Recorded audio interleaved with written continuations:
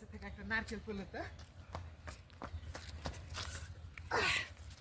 Byte লিয়া যায়, দেখি বাড়ি যদি আটা থাকে তো আজকে সামাই পিঠা বানা খাবো। বাড়িতে আটা আছে? এই দুই থেকে আসলে একটা নারকেল পেয়েছি। ভালোই হলো। আটা থাকলে সামাই পিঠা করে খাবো। তো তুমি নারকেলটা ছিলে নাও আর আমি আটাটা চাইলে নিই। আচ্ছা, তাড়াতাড়ি হবে নি।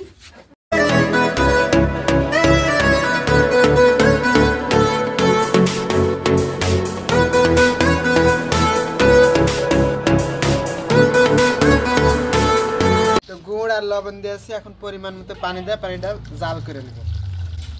পানির বলক উঠে গেছে, আমি ময়দা আর হলো চাইলের আটা আমি এখন ইয়া বানাবো। আটা আমার ছুনির মারা হয়ে গেছে, এখন আমি ঢালে নেব।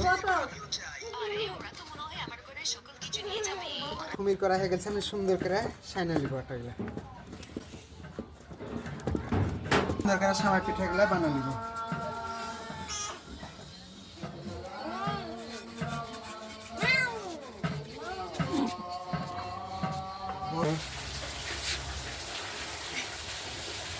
পিঠা বানানো হয়ে গেছে, আর দেখেন কি সুন্দর একবারে বানাচ্ছি। এখন রানবো। খালি দুধ দেয়া সামাই পিঠা রানলে কিন্তু খেতে সেই লাগে। আছে গরম মশলা, সাদা এলাচ, লং, দেখেন তেজপাতা। এখন আমি এগুলা দিয়ে দিব। একটু লবণও দিয়ে দিব।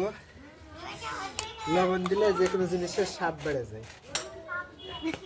উঠে গেছে, আমি সামাইগুলো এখন দিয়ে দিব। এগুলো দিয়ে দিব। এটা হয়ে গেছে, আর এত সুন্দর একটা সেন্ট বাড়াচ্ছে, সেন্টে পেট ভরে যাচ্ছে। লিয়াজে খেয়ে দিই, ঠান্ডা হলে খাবো। আমার পিঠা তো রান্নু, তো খাইয়া দেখি কেমন স্বাদ হয়েছে। বিসমিল্লাহ।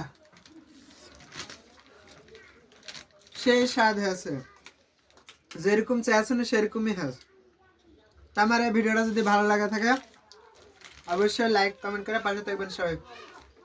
আজকের মতো এই পর্যন্ত, আল্লাহ হাফেজ।